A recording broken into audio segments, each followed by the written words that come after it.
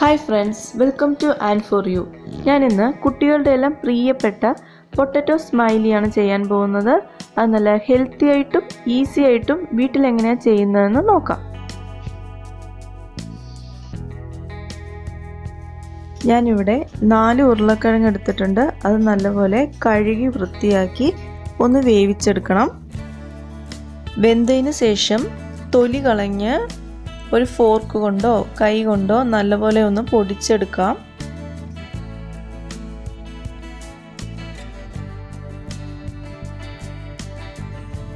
കട്ടകളൊന്നും ഇല്ലാതെ നല്ലപോലെ പൊടിച്ചെടുത്ത ഉരുളക്കിഴങ്ങിലേക്ക് 1/4 cup bread crumbs, 1/4 teaspoon ജീരകം പൊടിച്ചത്, 1/4 ടീസ്പൂൺ കുരുമുളക് പൊടിച്ചത്, 1/2 ടീസ്പൂൺ കാശ്മീരി മുളക് പൊടി, 2 ടേബിൾ സ്പൂൺ കോൺഫ്ലവർ, ആവശ്യത്തിന് ഉപ്പും ചേർത്ത് നല്ലപോലെ ഒന്ന് കുഴച്ചെടുക്കാം.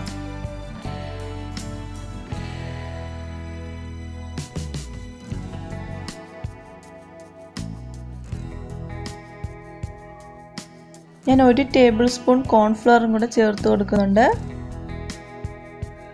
ഞാൻ ആകെ 3 ടേബിൾ സ്പൂൺ കോൺഫ്ലവർ ചേർത്ത് കൊടുത്തിട്ടുണ്ട്. കയ്യിൽ ഒട്ടിപ്പിടിക്കാതിരിക്കാൻ വേണ്ടി കുറച്ച് എണ്ണ കയ്യിൽ തടവിയ ശേഷം കുഴച്ചെടുക്കാം. മാവ് നല്ല സോഫ്റ്റ് ആയിട്ടുണ്ട്.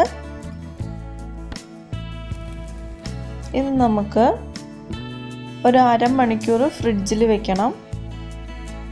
അരമണിക്കൂറായിട്ടുണ്ട്. ഞാൻ മാവ് ഫ്രിഡ്ജിൽ നിന്ന് പുറത്തെടുത്ത് വെച്ചിട്ടുണ്ട്. ഈ മാവ് നമുക്ക് 2 പോർഷനാക്കി എടുക്കണം. ചപ്പാത്തി പലകയിൽ എണ്ണ തേച്ച് വെച്ചിട്ടുണ്ട്. മാവ് ഒട്ടിപ്പിടിക്കാതിരിക്കാൻ വേണ്ടിയാണിത്. ഒരു പോർഷൻ മാവ് എടുത്ത് ഒന്ന് പരത്തിയെടുക്കണം. ചെറുതായിട്ടൊന്ന് പരത്തിയാൽ മതി. അധികം കട്ടി കുറയ്ക്കാതെ ശ്രദ്ധിക്കണേ. പിന്നെ ഒരു പാത്രം എടുത്ത് ഒന്നും പൊടിയിൽ മുക്കി കൊടുക്കാം. കോൺഫ്ലോറോ മൈദാമാവോ എടുത്താൽ മതിയാവും. മാവ് ഒട്ടിപ്പിടിക്കാതിരിക്കാൻ വേണ്ടിയാണ്. എന്നിട്ട് നമ്മൾ പരത്തി വെച്ചിരിക്കുന്നതിലേക്ക് ഒന്ന് പ്രസ് ചെയ്ത് കൊടുക്കാം. ഞാനിവിടെ എല്ലാ സർക്കിളും റെഡിയാക്കി എടുത്തിട്ടുണ്ട്. ബാക്കി മാവ് ഇതിൽ നിന്ന് എടുത്ത് മാറ്റിയേക്കാം.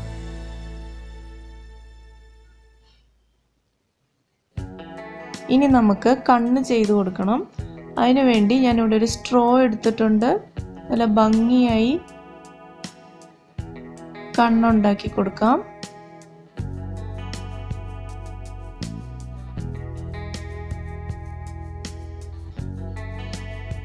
കണ്ണിന് അത്യാവശ്യം വലിപ്പം വേണേ, അല്ലെങ്കിൽ നമ്മൾ വറുത്തെടുക്കുമ്പോൾ അത് ചെറുതായി പോകും. കണ്ണൊക്കെ റെഡി ആയിട്ടുണ്ട്. ഇനി നമുക്ക് വായ ചെയ്ത് കൊടുക്കാം. അതിനു വേണ്ടി ഞാനൊരു ടേബിൾ സ്പൂൺ എടുത്തിട്ടുണ്ട്. അത് കറക്റ്റ് സെൻറ്ററിൽ വെച്ച് ഒന്ന് ചെറുതായി പ്രസ് ചെയ്ത് കൊടുക്കാം. അങ്ങനെ സ്മൈലീസിൻ്റെ വായും റെഡിയായി. അതേപോലെ എല്ലാ സ്മൈലീസും റെഡിയാക്കി എടുത്തിട്ടുണ്ട്. ഇനി നമുക്കിത് വറുത്ത് കോരിയെടുക്കാം. ഒരു പാൻ ചൂടാക്കി അതിലേക്ക് നമുക്ക് ഓയിൽ ഒഴിച്ചു കൊടുക്കാം. ഞാനിവിടെ സൺഫ്ലവർ ഓയിലാണ് യൂസ് ചെയ്തിരിക്കുന്നത്. വെളിച്ചെണ്ണ എടുക്കണ്ട. എണ്ണ ഒന്ന് ചൂടായി വരുമ്പോൾ അതിലേക്ക് ഓരോ സ്മൈലീസായിട്ട് ഇട്ട് കൊടുക്കാം.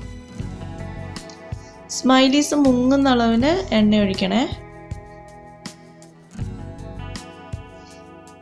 ഇത് നമുക്കൊന്ന് തിരിച്ചിട്ട് കൊടുക്കാം. ഇത് നല്ല ഗോൾഡൻ ബ്രൗൺ കളർ ആകുന്നത് വരയ്ക്കും ഫ്രൈ ചെയ്തെടുക്കാം. ഇപ്പം നമ്മുടെ സ്മൈലീസ് എല്ലാം നല്ല ഗോൾഡൻ ബ്രൗൺ കളർ ആയിട്ടുണ്ട്. നമുക്ക് എണ്ണയിൽ നിന്ന് എടുത്തു മാറ്റാം.